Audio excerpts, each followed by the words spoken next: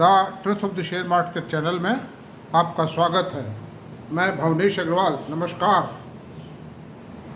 कल हमने वीडियो बनाया था अल्टरनेट एनर्जी के 3 शेयरों जो अभी इन्फेंट एज में हैं। उनके मैनेजमेंट बहुत सशक्त है, पुराने जमे हुए मैनेजमेंट है और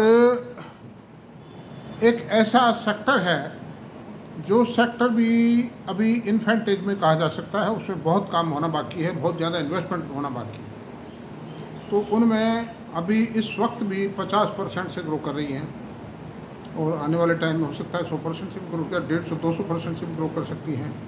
क्योंकि जिस प्रकार से मैंने रिक्वायरमेंट बताई थी, सूर्य घर की थी, इंडिविजुअल्स हैं, फैक्ट्री हैं, hotels, complexes, gated societies, all will install solar power panels. तो ये दिस इज द पोजीशन।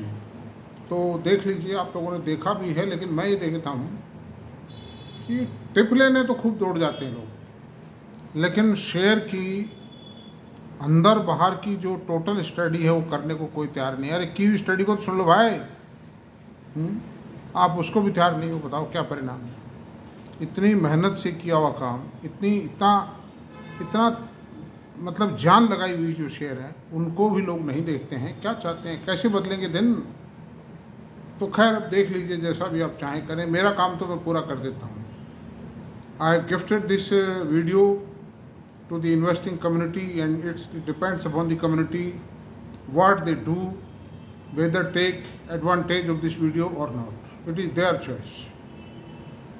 तो खैर अब कल शाम को एक रिज़ल्ट आया और वो रिज़ल्ट दिखने में तो अच्छा नहीं है।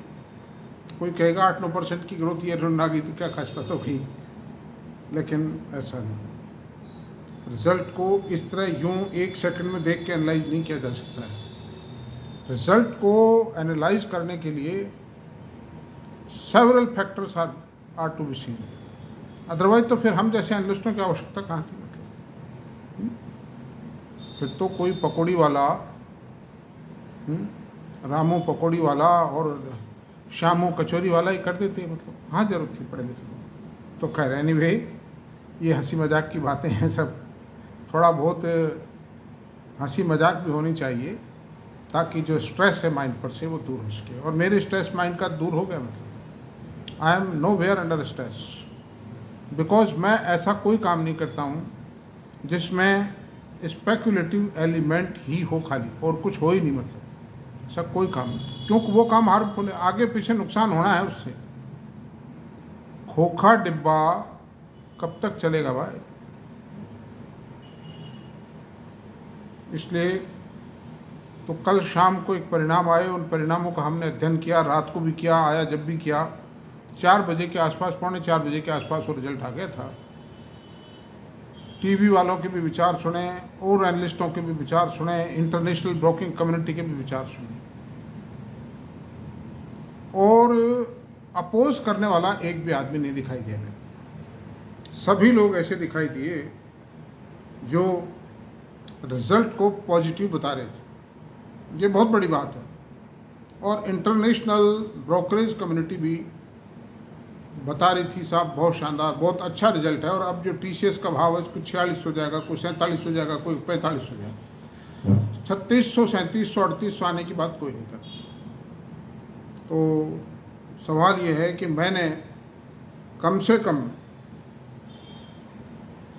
कम मैंने अभी तक 97 वीडियोस बनाए अभी तक। आज 98 है। तो दोस्तों, अब तक जो पोजीशन है उसमें कम से कम 15 वीडियो अकेले आईटी सेक्टर पे बनाए। मतलब चाहे वो दूसरे सेक्टर्स के साथ बनाए, चाहे दूसरे शेयरों के साथ बनाए, लेकिन आईटी सेक्टर की मेरिट और डिमेरिट मैंने जरूर बताई। डिमेरिट सिर्फ एक है और कोई डिमेरिट नहीं। इंडियन आईटी सेक्टर में सिर्फ एक डिमेरिट है जो मैं बताऊंगा आज आपको। अगर वो एनालिस्ट भी बेकार है जो मेरिट डिमेरिट दोनों पे विचार नहीं करता, खाली मेरिट की बात करता है, it means he has been prized by someone to make such a video. चीज़ दोनों सामने आनी चाहिए। हानि क्या है, लाभ क्या है, खराबी क्या है, अच्छाई क्या है। तो आप देखिए कि 20 वीडियोज़ में मैंने हमेशा पैरवी की है कि आईटी सेक्टर से बढ़कर कुछ भी नहीं। आज अमेरिका जो है, अमेरिका में रात को नैस्डैक गिर गया और बहुत भारी गिरा है, 485 पॉइंट गिरा है। और उसका सिर्फ एक ही कारण है कि जेरम पवेल ने परले दिन रात को ये कहा था कि ब्याज घटाना की गुंजाइश नहीं, क्योंकि इन्फ्लेशन का स्तर अभी भी बहुत हाई है। और परसों रात को उन्होंने ये कहा कि ब्याज तो घटाना पड़ेगा। पर परले दिन भी ये तो कह दिया था कि अर्थव्यवस्था के लिए हानिप्रद है, क्योंकि इकोनॉमी में डिप्रेशन आ रहा है, एम्प्लॉयमेंट जनरेशन बंद हो चुका है। तो परसों जो कहा उसका इफेक्ट कल अमेरिकन स्टॉक एक्सचेंज पे नस्डैक पे आ गए। 485 पॉइंट गिरना उसका परिणाम था, क्योंकि बाजार ने मान लिया कि ब्याज की रेटें घटेंगी। तो वो क्या है कि जो उन्होंने अभी तक थोड़ा बहुत आर्टिफिशियल वे में भी खींच रखा हुआ, तो थोड़ा सा पैसा वो नैस्डैक से निकाल करके और डॉ जोन्स के शेयरों में डाल देंगे। थोड़ा S&P भी गिरा है, डॉ जोन्स बढ़ा है, तो ये शो करता है कि थोड़ा सा रुझान उधर भी होगा। लेकिन आईटी सेक्टर से इन टोटो पैसा नहीं निकल सकता। और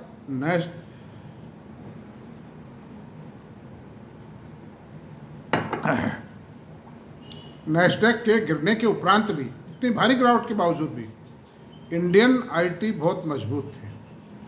इंडियन इन्फोसिस का जो ADR था 2.5% तेज था, और विप्रो का ADR जो था वो 2% के आसपास तेज था। तो आशा तो लग गई थी, market has responded through out the world, market has responded better. इसने वेलकम किया TCS के रिजल्ट को। आज सुबह भी टीवी पे चर्चाएं सुन लेते हैं, थोड़ा वो चाय वाय पीते समय। बुराई भी क्या है, समाचारों की सुनने के बिना, विचारों को सुनने के बिना आप किसी भी निष्कर्ष पर नहीं पहुंच सकते, कोई परिणाम नहीं निकाल सकते। विचारों का आदान प्रदान, विचारों की भिन्नता विभिन्नताएं, विचारों का संग्रहण, ये किसी भी निर्णय पर पहुंचने के लिए बहुत आवश्यक है। तो बाज़ार खुला, बाज़ार के अंदर एकदम से ठीक है, करीब 80-90 रुपये से TCS हायर था, और TCS के साथ साथ और दूसरे भी IT के शेयर हायर हुए। IT जो निफ्टी इंडेक्स है, IT निफ्टी इंडेक्स शुरू में करीब 450-500 पॉइंट ऊपर था, लेकिन ये वीडियो बनाने के स्तर पर वो करीब 1450 पॉइंट ऊपर है। 2 घंटे में 3 गुने की बढ़त आ जाना ओरिजिनल बढ़त से बहुत बड़ी बात है। ये हिस्टोरिकल बढ़त है, मेरा ख्याल पिछले साल 2 साल में नहीं आई होगी।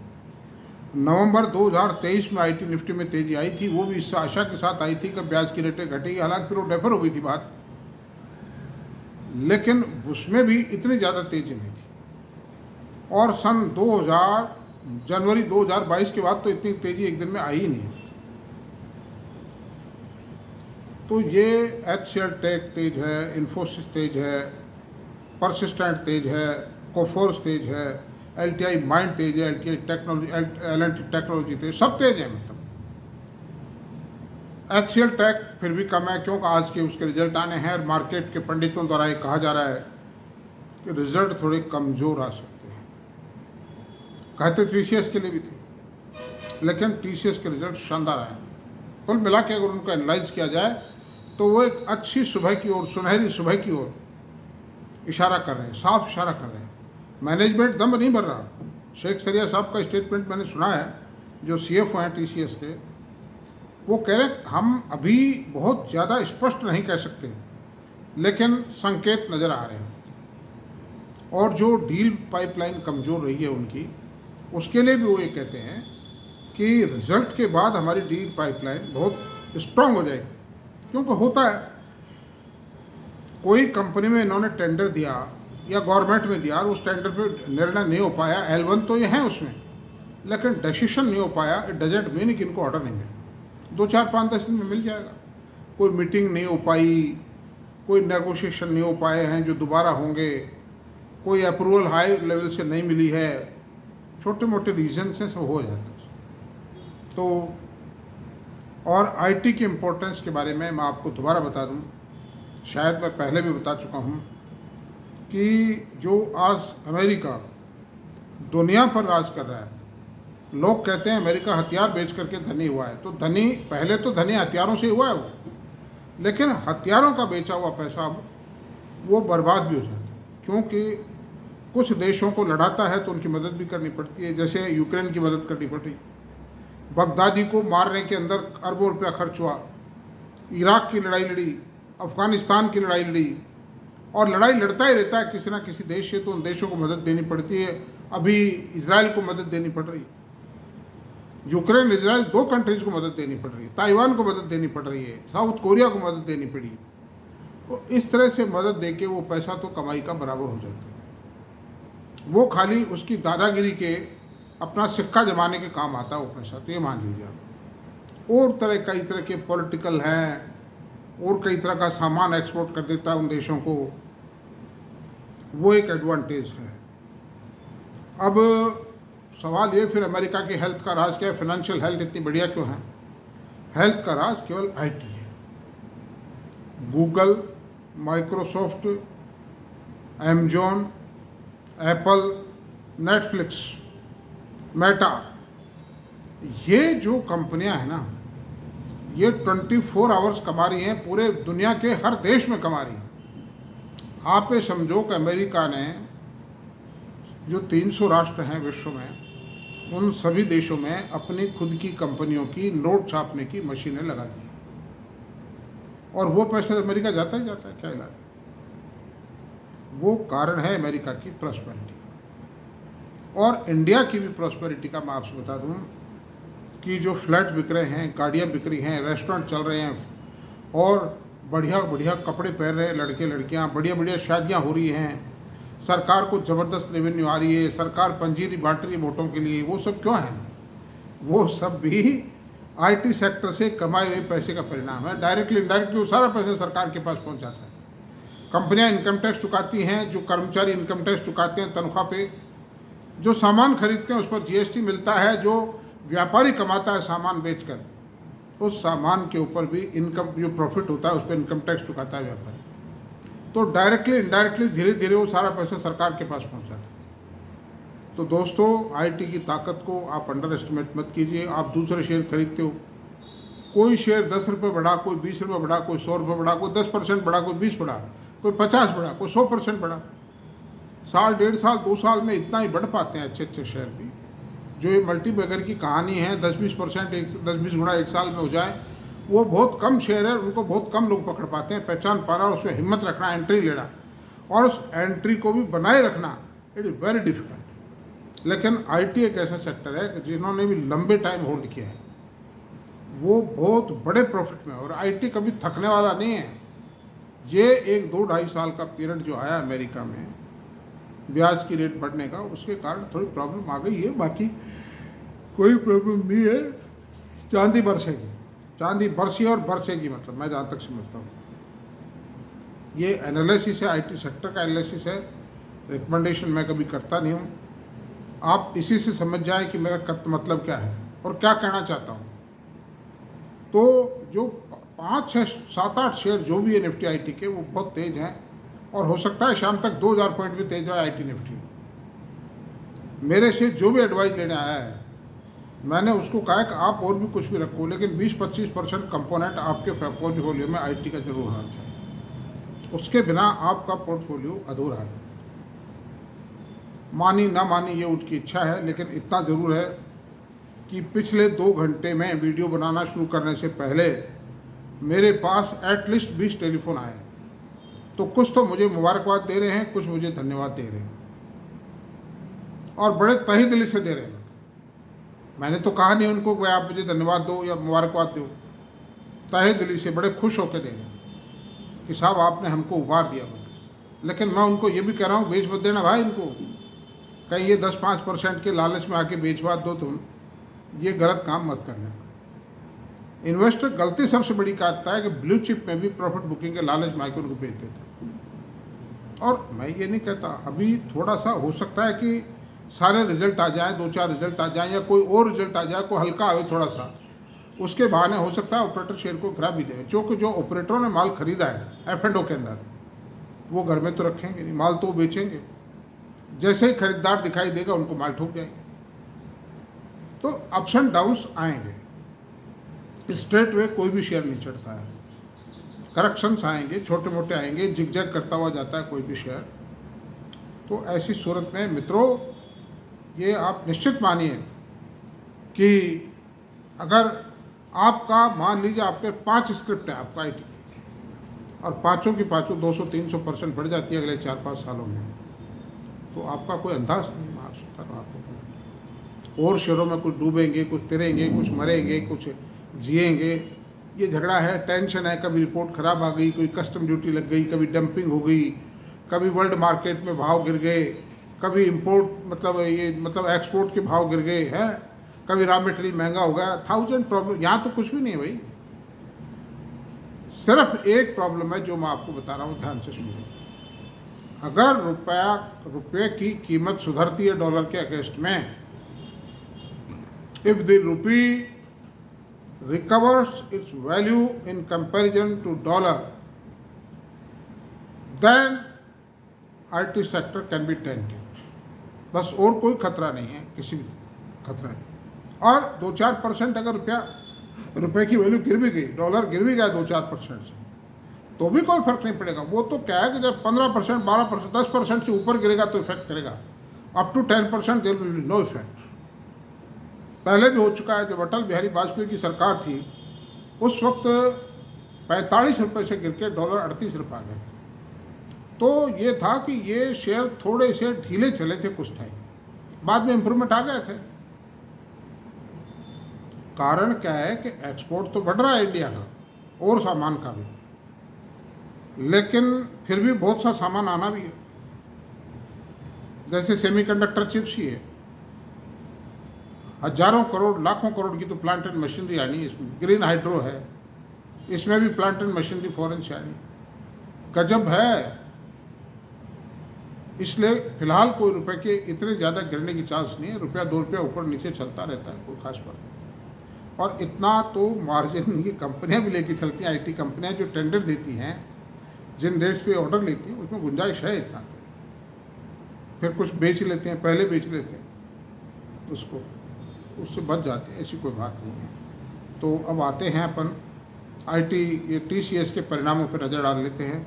और उससे पहले मैं एक बात कह दूं आपको दोस्तों, अगर आपको मेरा वीडियो पसंद आता है तो आप इसको सब्सक्राइब करें, लाइक करें, शेयर करें, कमेंट करें। और आप कोई भी क्वेश्चन पूछना चाहें, you are free to ask whatever you like. बस थोड़ा सा नाम और शेयर का पूरा लिख दें। विद इन 2-3 मिनट्स मेरे को तो मतलब देखते मैं तो 10 सेकंड में आंसर लिख देता हूँ उसका। मेरे टिप्स पे सब चीज़ें, तो मुझे कोई कष्ट भी नहीं है। मैं चाय पीते पीते भी उसको खटाक से निपटा देता हूँ। आप पूछे जो भी 20-30 क्वेश्चन रोजाना मैं जवाब देता हूँ, आपके क्वेश्चन का भी जवाब दूंगा। व्हाट इज हार मैंने, रेस्ट एश्योर्ड। किसी भी शेयर के बारे में कोई क्वेश्चन पूछे, whatever, there is no restriction at all, no money is being charge by me. आपको कोई फ़ायदा होता है मेरी बताई हुई चीज़ में, मेरे सजेशंस पे, तो आपकी इच्छा है।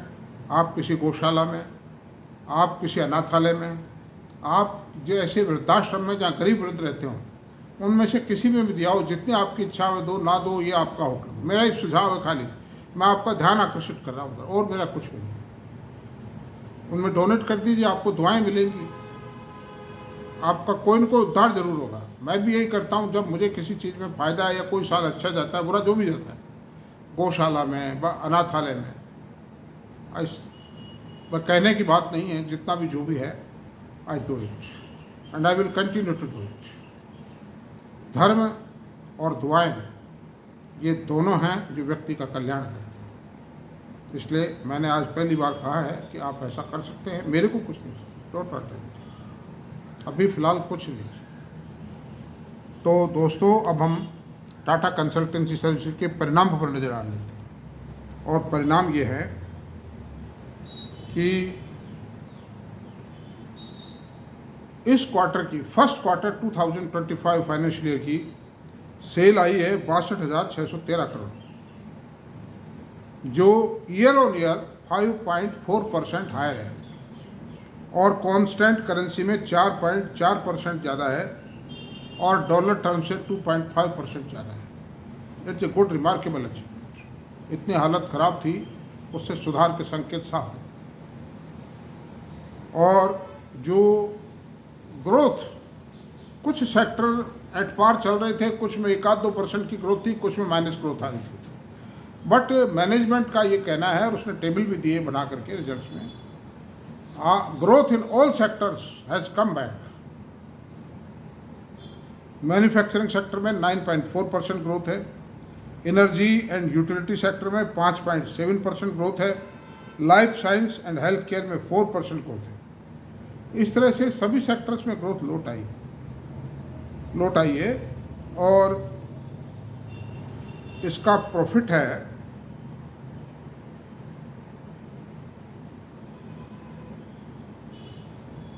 12,040 करोड़ रुपए नेट प्रॉफिट है, which is year on year 9.4% higher है।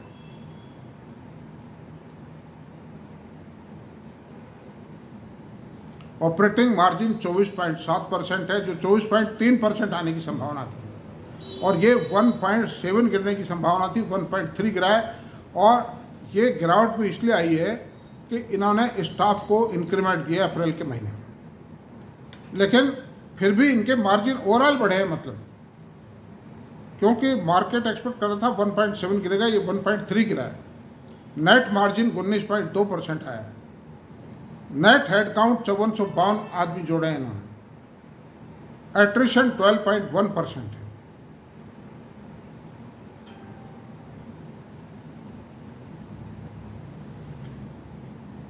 %1.5 मार्जिन ईयर ऑन ईयर बढ़ा है इनका इस हालत में, इन दिस सर्कमस्टेंस, इतना सैलरी इंक्रीमेंट देने के बाद।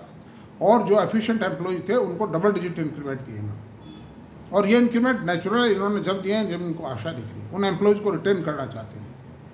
दे don't want to lose the noble quality of employees.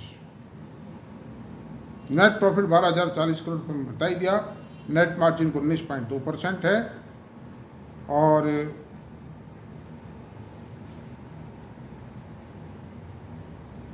Dividend 10 रुपये दिया है। पिछले साल 9 रुपये दिया था सेम क्वार्टर में।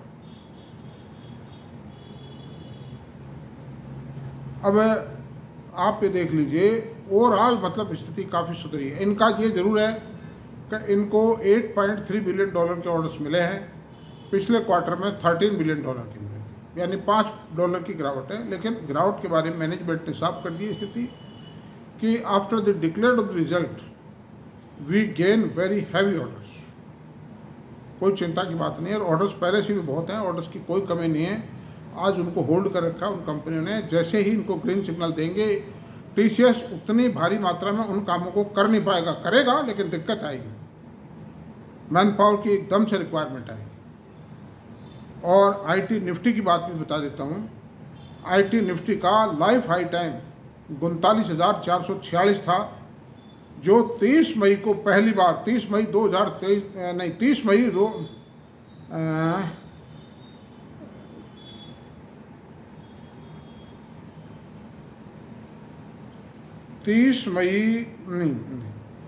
39,446 लाइफ टाइम हाई था, और ये नवंबर में 38,400 समथिंग हुआ, और इस वक्त और बॉटम में गया था 32,594 अभी इस साल, पिछले एक साल, और अभी है 38,552।